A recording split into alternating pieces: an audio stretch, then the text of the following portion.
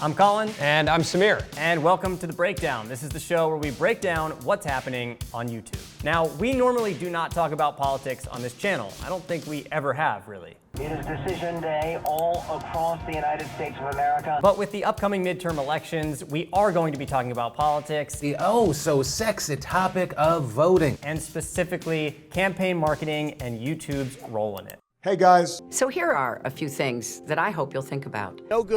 No good for us. So, all right, let's break it down. Beto O'Rourke is a politician running for Senate right now in Texas against Republican Ted Cruz, and he's become a bit of a rock star. Please welcome Congressman Beto O'Rourke. Beto O'Rourke. Thank you for being here. Actually, he was a rock star. That's true, yeah. We noticed that Beto O'Rourke vlogged on YouTube for 34 straight days. We're headed east from El Paso. A daily vlog from a politician is actually something we've talked about for a while, but this was the first time we've actually seen it done. Good morning, Texas. Wherever you are in Texas, I hope it is a great morning. And you probably had no idea he was doing this on YouTube because really no one did. The views were terrible. But the thing is, he uploaded those exact same videos to Facebook, and on Facebook, those videos did much better. We saw this trend across a ton of politicians, our president included. They're posting the same exact videos to YouTube that they are to other platforms like Facebook and Twitter, but they're seeing much more engagement and viewership on Facebook. So why is that? Let's start with a brief history of video in politics. Since its introduction, video has proven to be incredibly important in political campaigns and a tool that is used to sway public opinion.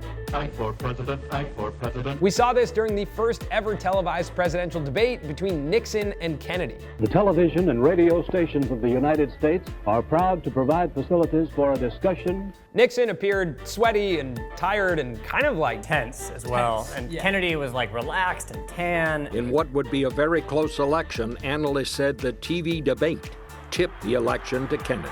Ask not what your country can do for you. Ask what you can do for your country. For the next 50 years, campaign marketing via video was controlled by major networks and local TV. All of that changed in 2005 with the introduction of YouTube.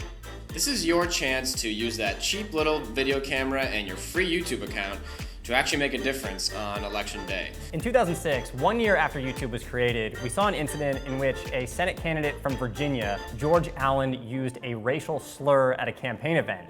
Or whatever his name is. The video was uploaded to YouTube and circulated all over the internet. I said things thoughtlessly. I've apologized for it as well I should. Now, this marked a historic moment that proved the power of user-uploaded video. The control that TV had over distribution was bypassed by one person with a camera who could upload to YouTube.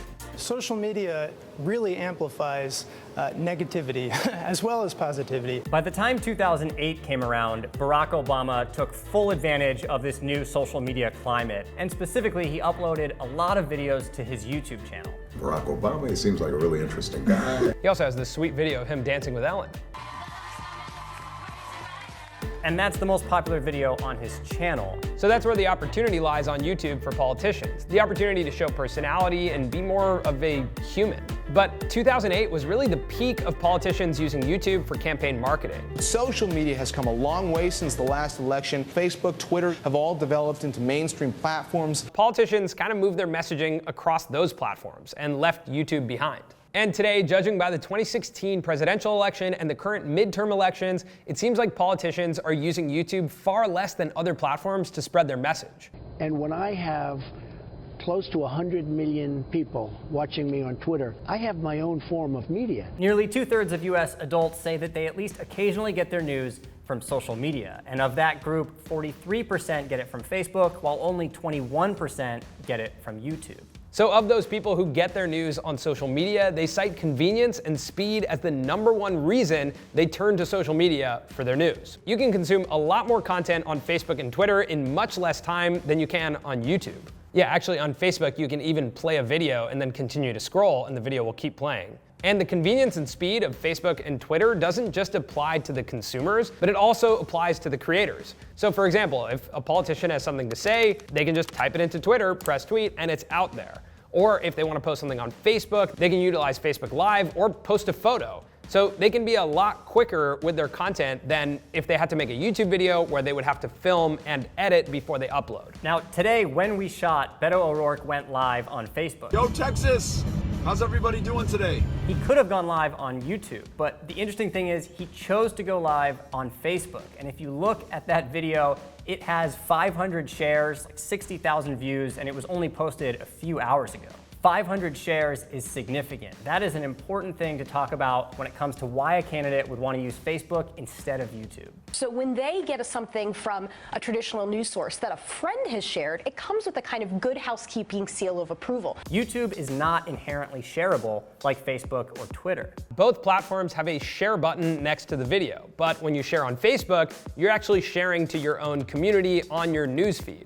When you share on YouTube, you just get a link that you would have to take to another platform. The way that a lot of political groups or opinions spread is through community and through word of mouth. Facebook kind of simulates that with the newsfeed. You can take a video of an opinion or of a politician, and you can share it right on your own timeline, which is your own opinion that you're sharing with your friends. You don't even know where your friends are on YouTube. Users on Facebook use their real names. They upload tons of information about themselves that can be used when candidates want to target their message towards a community. So another reason Facebook is really valuable to political campaigns is paid advertising and targeting. Candidates can target people by age, interest, and specifically location. During the midterms, this is super important to be able to target people just in Texas. Lastly, Facebook with their events functionality is much better at mobilizing people and bringing them from digital environments into the physical world. You can have a group that makes an event to bring people out to rallies or finally to bring people out to vote. And that's really the most important thing for these candidates, getting people out to the polls. Facebook seems like it's a much better platform for that than YouTube is. You can't create a group where you can communicate to them unless you take them off platform and go into a mailing list or something like that. So Facebook kind of has it all in one. So right now, clearly YouTube is not the best place for politicians to market and spread their message. You would think that politicians could really benefit from putting their videos out on YouTube. Charismatic personalities who speak for a living. They're leaders too. That's what YouTube is. But regardless of the platforms that these candidates choose to use now and moving forward, it seems like social media has just had a massive effect on the entire political landscape. The need to be entertaining and engaging has become almost paramount. On social media, it favors what's clickable, not necessarily what's informational. Why are you sending cameras to the Oval Office for Kanye West? So as politicians continue to embrace social media, is this a good thing? Does it create a level playing field for our elections? Or are we living in a world where the best entertainer or the best social media star wins? What are you going to run for? I mean, I gotta be the president, you know.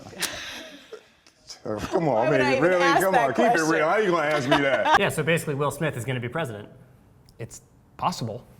I'd probably vote for Will Smith. Yeah, probably. All right, so we want to know what you think. What do you think about politicians using social media? What do you think about the concept of YouTube playing a bigger role in politicians' campaigns? Do you even care about politics? Are you even from the US? Does this matter? Oh, that's a good point. You may not be from the US. Are there politicians in other countries that we don't know about who are crushing daily vlogs? That would be interesting to know. Yeah, so let us know what you think. And as always, use hashtag #BreakdownFactCheck in the comments if we got anything wrong. And let us know any other topics you want to see on the breakdown. Finally, register to vote. It's super important. If you're in the US and you're of age, make sure you click the link in the description and register to vote. I think that's it. That's it. Okay. See you.